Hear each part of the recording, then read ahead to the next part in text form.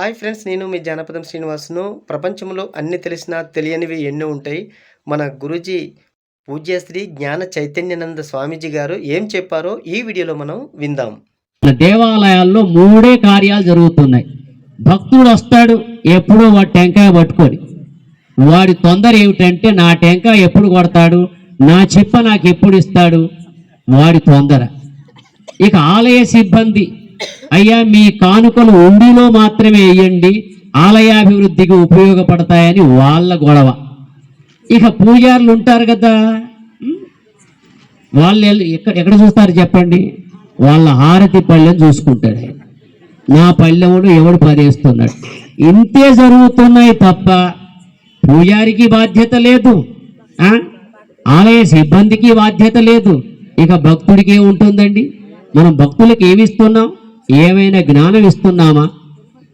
ఒక మంత్రానికి అర్థం చెబుతున్నామా? చెప్పండి. భద్రం కర్ణేభిః శృణుయామ దేవాః, భద్రం పశ్యేమాక్షభిర్యజత్రాః, స్థిరైరంగైః తుష్టువాగుంసస్తనూభిః, యశేమదేవ హితం యదాయుః, స్వస్తి న ఇంద్రో వృద్ధశ్రవాః, స్వస్తి నః పూషా విశ్వవేదాః, స్వస్తి నస్తార్క్ష్యో అరిష్టనేమిః, స్వస్తి నో బృహస్పతిర్దధాతు. ఈ మంత్రం ఎప్పుడు చదువుతారో తెలుసా? పెళ్ళిళ్ళలో భాషికం కట్టేటప్పుడు చదువుతారండి. మళ్ళీ పెళ్లి చేసుకుంటే మీకు అర్థమవుతుంది. అప్పుడు మీకు తెలియదు కదా, చిన్నప్పుడు చేసుకున్నారు, ఇప్పుడు తెలియదు కదా. పోనీ ఏం చెబుతుంది ఆ మంత్రం? దేవాహ, ఓ దేవతలారా, భద్రం కర్ణేభిః శృణుయామ దేవాహ, మా చెవులతో శుభకరమైన కళ్యాణకరమైనటువంటి శబ్దాలనే వినేట్టుగా అనుగ్రహించండి ఓ దేవతలారా. ఎందుకంటే చెవి ధర్మం ఏమిటో తెలుసా? ఏదైనా వింటుంది, మంచినైనా వింటుంది, చెడునైనా వింటుంది. మరి ఏం వినాలా? ఏం వినాలా? పూర్వం మనకు 3 కోతులు కనిపించేవి. ఒకటి కళ్ళు మూసుకుంటుంది, ఒకటి చెవులు మూసుకుంటుంది, ఒకటి నోరు మూసుకుంటుంది. ఏమిటి దాని అర్థం? చెడు వినకు, చెడు చూడకు, చెడు మాట్లాడకు. ఎందువల్ల?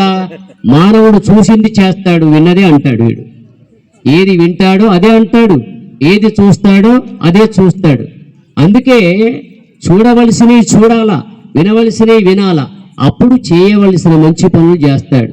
చూడరాని చూస్తూ, వినరాని వింటే చేయరాని పనులే చేస్తాడు, అధోగతి పాలవుతాడు. అందువల్ల ఓ దేవతలారా, మా చెవులతో శుభప్రదమైన శబ్దాన్నే వినేట్టుగా అనుగ్రహించండి.